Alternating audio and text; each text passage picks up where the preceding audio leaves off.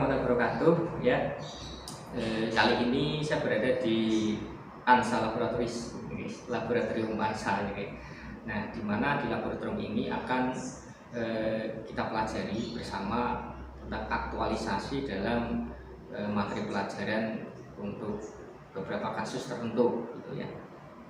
Nah, kali ini saya ingin mengupas fenomena gelombang, ya, fenomena gelombang tali dengan menggunakan peragaan sederhana. Nama alat peraga yang saya gunakan ini namanya adalah melde. Jadi seperangkat alat melde gitu. Yang terdiri dari ini ada namanya vibrator atau kembali gelombang itu. Kemudian ada statif di sini, ada relnya. Nah, relnya ini ada ukuran panjangnya gitu. Yang saya pakai di sini panjangnya sampai 170 cm gitu. Nah, kemudian di sini ada katrol, ya, katrol meja, ya. Tujuannya untuk mengaitkan tali, dan tali di bawah ini akan saya gantungi dengan pemberat, gitu ya. Saya gantungi pemberat. Nah, pemberatnya itu bisa macam-macam. Nah, yang saya pakai adalah bandul dengan ukuran awal 50 gram. Nah, fungsi dari pemberat ini sebetulnya untuk menjaga kekencangan tali. Karena kalau tali ini tidak kencang begitu, maka tidak akan terbentuk fenomena gelombang yang sempurna. Gitu. Nah, sekarang kita coba, ya, kita lakukan percobaan dahulu, ya, dengan menggunakan beban 50 gram. Nanti bentuk fenomenanya seperti apa? Gitu. Kita nyalakan dulu. Oke. Oke, kita lihat di sini, ya. Kita lihat di sini, setelah kita mainkan di sini akan terbentuk pola gelombang di sini. Nah, pola gelombang. Nah, kalau kita lihat di sini, ya, dari awal ini, dari bergetar, nah kemudian sampai ke sini kan, ini ngitungnya kan satu gelombang gitu ya. Jadi satu gelombang itu ngitungnya dari ini satu bukit dan satu lembah kan begitu. Nah, ini seperti ada dua tali karena disebabkan karena ujung pemantul di sana. Nah, ini karena ada ujung pemantul di sini sehingga pola talinya itu seperti dua, ya, atas dan bawah, ya. Yang pola gelombang yang seperti ini yang nantinya kita kenal dengan istilahnya gelombang stasioner, gitu ya. Perpaduan antara gelombang datang dan gelombang pantul. Nah, kita anggap di sini sebagai ujung tetap, gitu, tidak ujung berubah. Nah, kita kembali lagi kepada fenomena gelombang, ya, besaran-besaran pada gelombang, gitu. Nah, kalau kita lihat di sini, ya, tadi kan satu bukit dan satu lembah ini sekitar jaraknya itu dari sekitar 135 sampai 170. Nah, ini artinya panjang gelombangnya adalah sekian, gitu ya. Dari ukuran 135 sampai 170 tinggal dikurangkan saja. Nah, ukuran itu nanti yang akan menjadi nilai besaran dari panjang gelombang tersebut, begitu. Nah, sekarang kita coba, kita kasih beban tambahan, terus fenomena bentuk gelombangnya seperti apa? Kita matikan dulu. Oke, kita tambahi di sini. Nah, dari 50 gram sekarang kita tambah 50 jadi 100 gram gitu. Nah, kita mainkan lagi. Nah, gitu ya. Ternyata di sini bentuk pola gelombangnya itu ada perbedaan, gitu ya. Kalau ini, ya, kelihatan lebih cepat, ya, merambahnya kelihatan lebih cepat, gitu. Nah, sekarang kita coba lagi, ya, kita coba lagi untuk beban yang lebih besar lagi.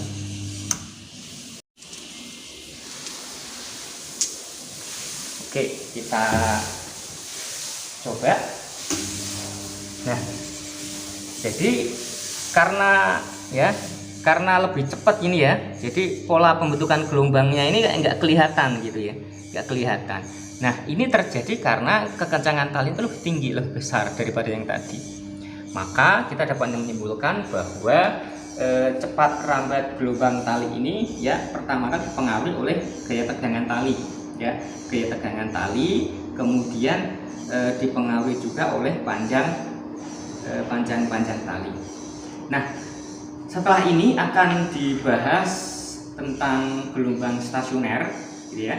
Jadi gelombang stasioner itu apa? Gelombang stasioner itu perpaduan dari gelombang datang dan gelombang pantul yang tadi dari pola pembentukannya ini ya seperti ada dua tali gitu kan, tali atas dan tali bawah. Untuk mempelajari lebih lanjut tentang gelombang stasioner ya silahkan ya simak tayangan video berikut. Baik, selanjutnya pada kesempatan ini akan saya bahas sekelumit tentang gelombang stasioner. Tapi sebelum saya membahas, lihatkan di sini adalah tentang fenomena gelombang tali ya, di mana ini ada sebuah tali ya, salah satu ujungnya diikatkan, sementara ujung yang lain dikenakan gaya sehingga pada tali ini bergetar gitu ya, bergetar atau bergerak membentuk pola gelombang itu. Nah, sekarang secara mikroskopis kalau kita analisis pada tali tersebut ya, saya gambarkan di sini gambar titik-titik ya, garis titik-titik ini menandakan partikel-partikel pada tali ketika salah satu ujungnya dikenakan gaya atau diberi getaran ya naik ke atas. Di sini partikel-partikelnya ini akan tersentak gitu ya, dia memiliki pulsa gelombang ya yang merambat dari salah satu ujung ke ujung yang lain, dimana pada ujung yang lain ini diibaratkan terikat kuat sehingga mengalami pemantulan. Nah, jika antara gelombang datang tadi dengan gelombang pantul ini memiliki amplitudo dan frekuensi yang sama, nah ini nanti akan menghasilkan pola gelombang stasioner. Nah, selanjutnya ini adalah bentuk gelombang stasioner, di mana bentuk ini kita dapatkan dari sebuah percobaan dengan menggunakan melde namanya, terdiri dari penggetar, ada tali, seutas tali, kemudian ada katrol kecil, kemudian ada pemberat atau beban gantung. Nah, beban gantung ini fungsinya untuk mengencangkan tali. Jadi, bagaimana caranya? Talinya supaya kencang gitu ya. Karena kalau talinya tidak kencang, tidak akan menghasilkan pola gelombang. Gitu. Sehingga cepat rambat gelombang ini dipengaruhi oleh tegangan tali. Semakin besar tegangan tali, semakin besar cepat rambat yang dihasilkan oleh gelombang tali. Begitu. Nah, seperti yang telah disampaikan di awal bahwa gelombang stasioner itu merupakan superposisi atau penggabungan dari dua gelombang, yakni gelombang datang dan gelombang pantul, di mana kedua gelombang itu memiliki frekuensi dan amplitudo yang sama. Dengan kata lain, syarat supaya menghasilkan gelombang stasioner itu adalah frekuensi dan amplitudonya sama. Nah, kemudian akan dibahas tentang dua macam gelombang stasioner, yaitu pada ujung tetap dan ujung terikat. Nah, maksudnya pada ujung tetap di sini kita perhatikan polanya. Jadi salah satu ujungnya terikat kuat, gitu ya. Ini tidak diperbolehkan ujung ini, ya, ujung yang lain yang terikat ini bergerak naik turun. Jadi terikat kuat, gitu. Jadi kalau salah satu ujungnya diberi sumber penggetar, gitu, dia akan bergelombang, begitu ya. Nah, sampai ke ujung yang terikat, nah ini yang ujung terikat tidak bergerak kemana-mana, gitu. Nah, kemudian secara umum akan kita gambarkan di sini ya, akan kita gambarkan ada gelombang datang dan ada gelombang pantul, gitu. Ini hanya penggambaran umum. Nah, di mana pada keadaan ini ya, pada pola gelombang pembentukan gelombang stasioner ini didapatkan P1, P2, P3 dan P4. Artinya perut pertama, perut kedua, perut ketiga, perut keempat dan seterusnya.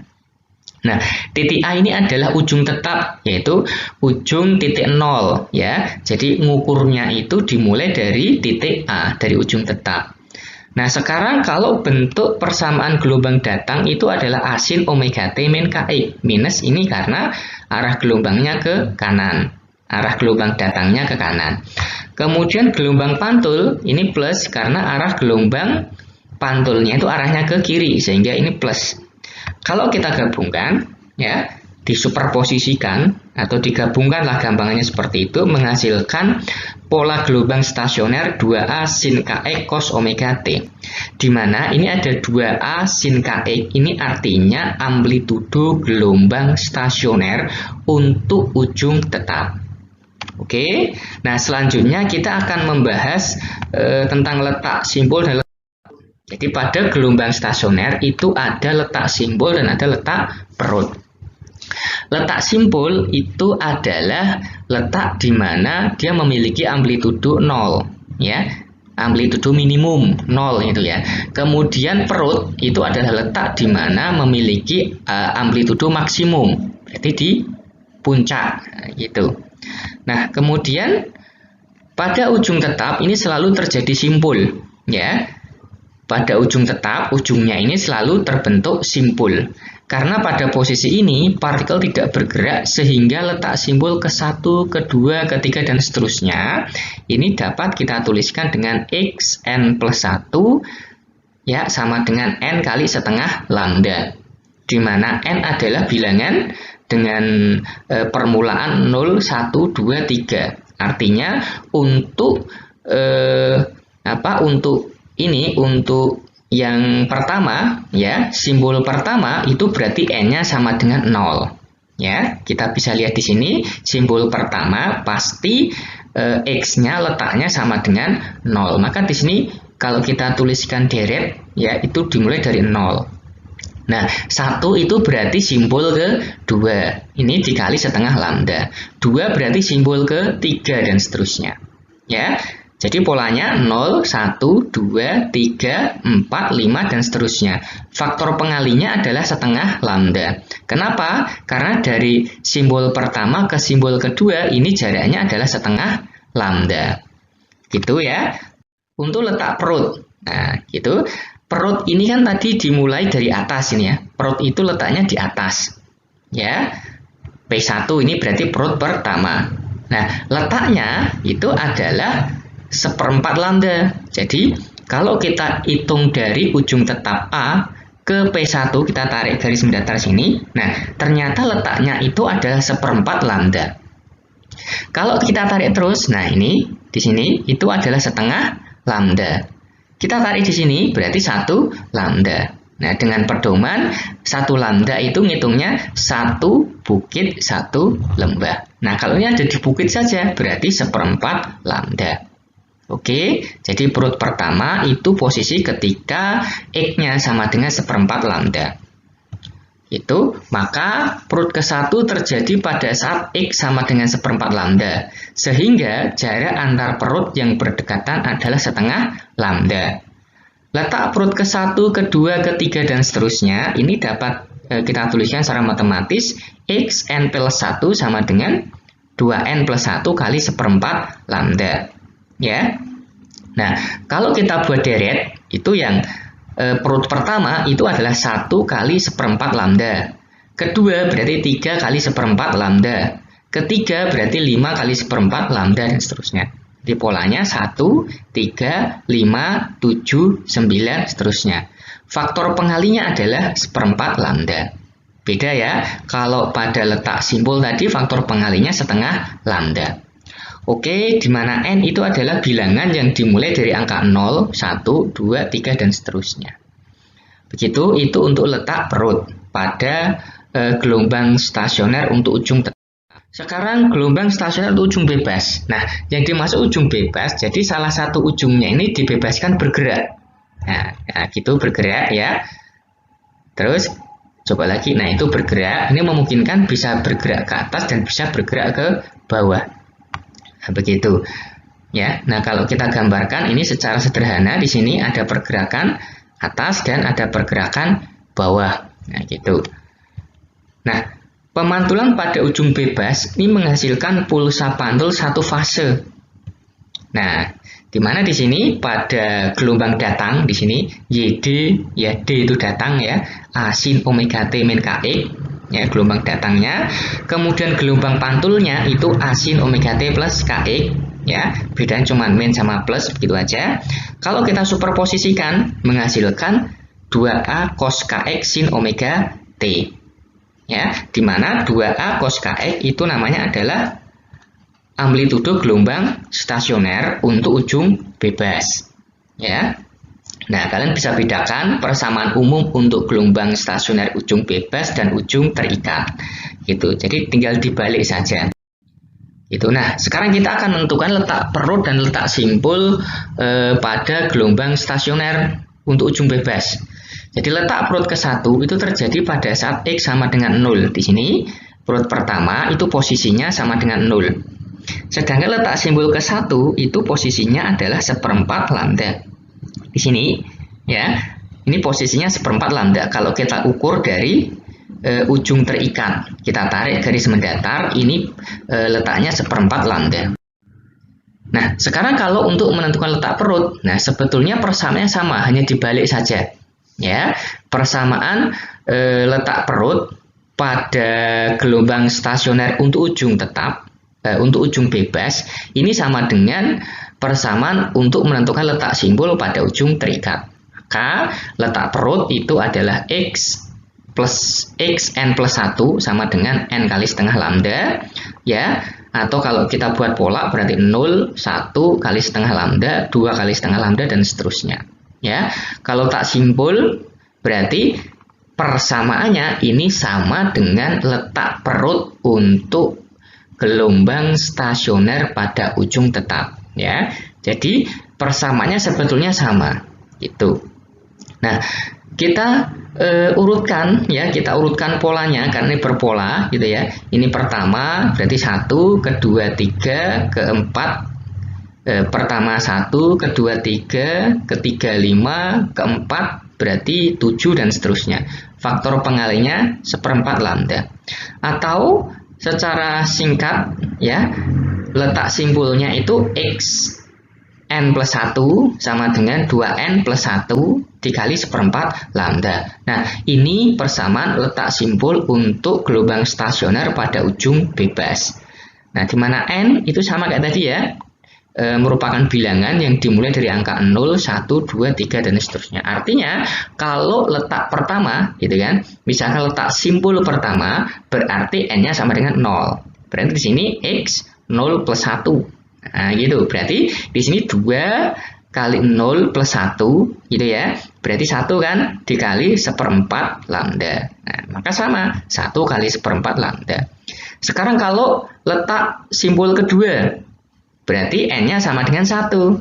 Berarti ini 2 kali 1 tambah 1 kan ketemu 3.